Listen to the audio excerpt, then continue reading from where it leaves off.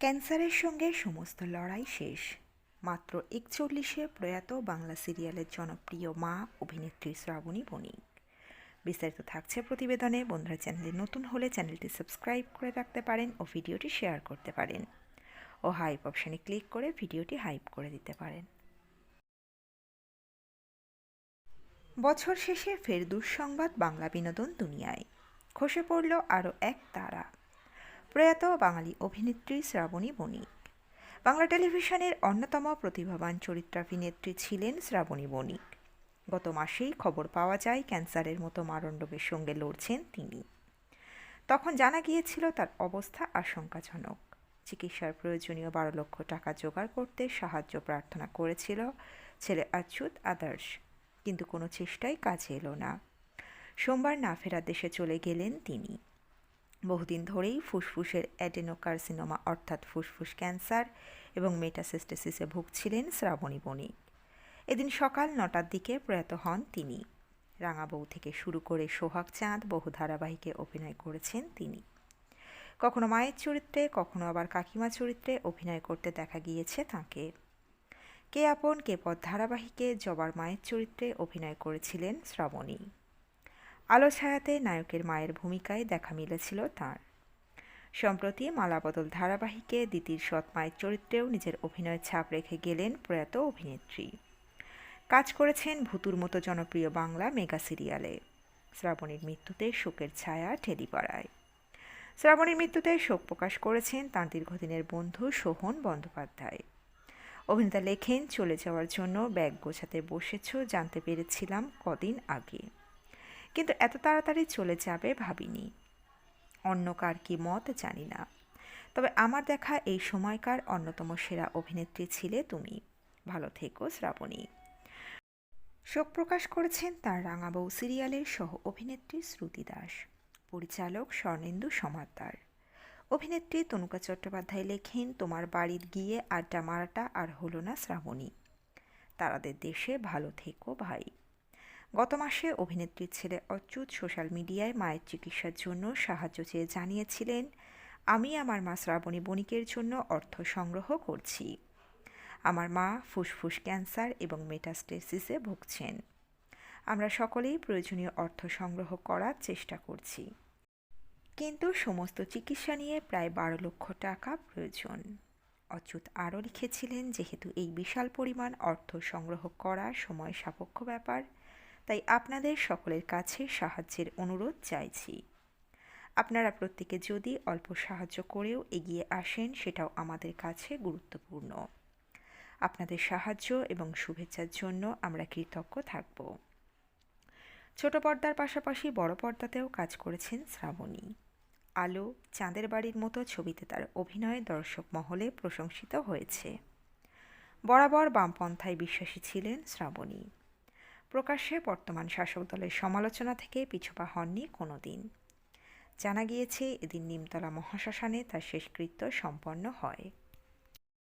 মৃত্যুকালে রেখে গেল স্বামী ও যমজ সন্তানকে। টেলিপাড়ায় চরম ব্যস্ততায় নানা ধারাবাহিকের শুটিং চলছে, কিন্তু তুমুল ব্যস্ততার মাঝে অপরদিকে চরম শূন্যতা।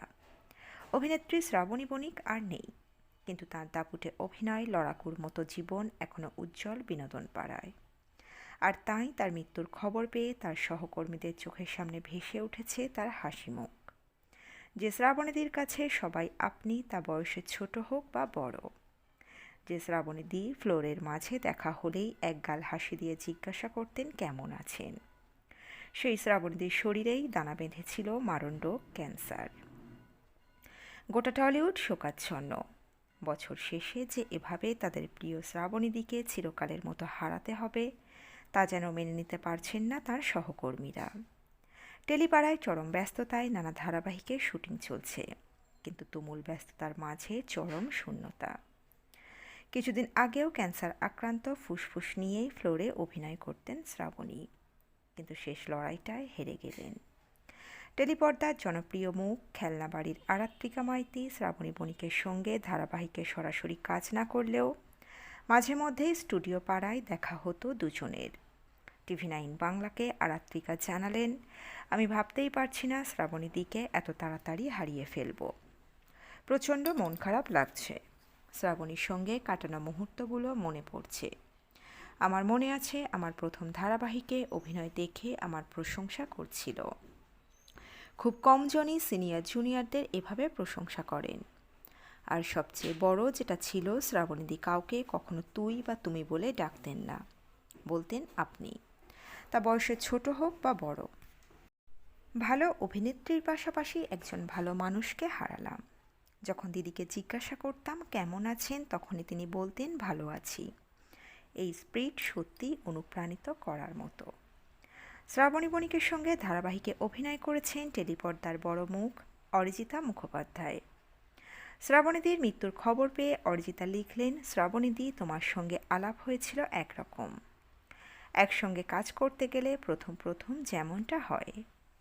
তারপর হঠাৎ একদিন এক ইন্দ্রপতনের পর তুমি ঝড়ের মতো এসে ঢুকেছিলে স্টুডিওতে। নীরবে তাড়াতাড়ি প্রাণপণে মেকআপ করছিলে, যাতে চোখের জল গড়িয়ে না পড়ে। এমন দিন তো আমাদের যায়, শোক দুঃখ লুকিয়ে চোখের তলা কনসিল করতে হয়, কান্না চেপে হাসতে হয়। লোকে খিস্তি করে রংমাখা জাত বলে। কোনো অশৌচ আর আমাদের পালন করা হয় না। বিধাতা গন্ধর্বদের সূচি করে পাঠান কিনা। তেমনই একদিনে আমাদের এক গভীর সখ্য হয়েছিল সবার অলক্ষ্যে। আমি সেসব কথার বীজ অনেক গভীর অরণ্যে বনে রেখেছি। তুমি কোনোদিন কাউকে আপনি ছাড়া ডাকতে পারলে না। শুধু জন্মদিনে আবদার করেছিলাম বলে আমায় আপনি থেকে তুমি করে নিতে পেরেছিলে। তুমি আমার দেখা একজন অত্যন্ত ডিগনিফাইড মানুষ, সৎ এবং নির্ভীক মানুষ হতে চাই। তুমি হতে পেরেছিলে। তোমার আভিজাত্য আর সংযম দেখে আমরা মুগ্ধ হতাম। শুধু এত তাড়াতাড়ি চলে যাবে জানতে পারিনি, যেমন কারোর বেলায় জানা যায় না। খুব মন খারাপ আজ। আপনি সাবধানে যাবেন, কেমন? তরুণ মজুমদারের সুপারহিট ছবি আলোতে নজর কেড়েছিলেন শ্রাবণীদি। সেই আলো ছবির অন্যতম অভিনেতা ভাস্বর চট্টোপাধ্যায় লিখলেন, কত কথা মনে পড়ছে শ্রাবণী। সেই আলো ছবির কাস্টিংয়ের সময় প্রথম আলাপ। বাগদি বউয়ের রোলে তোমায় কাস্ট করলেন তরুণ জেঠু।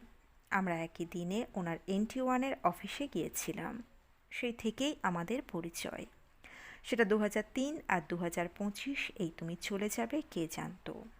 তারপর তরুণ মজুমদারের দুটো তথ্যচিত্র, রাঙামাটির পথ আর ও আমার দেশের মাটিতে আবার কাজ হলো। আর রিসেন্ট টাইমসে গোধূলি আলাপে। আলো ছবির কত আর্টিস্ট এক এক করে চলে গেল। কুণালদা, অভিষেকদা, বাসন্তীদি, গীতাদি, জ্ঞানেশ জেঠু, ভারতী দেবী, যেখানে গেলে সবাই ভালো থেকো, আনন্দে থেকো। দেখা তো হবেই, আজ না হয় কাল।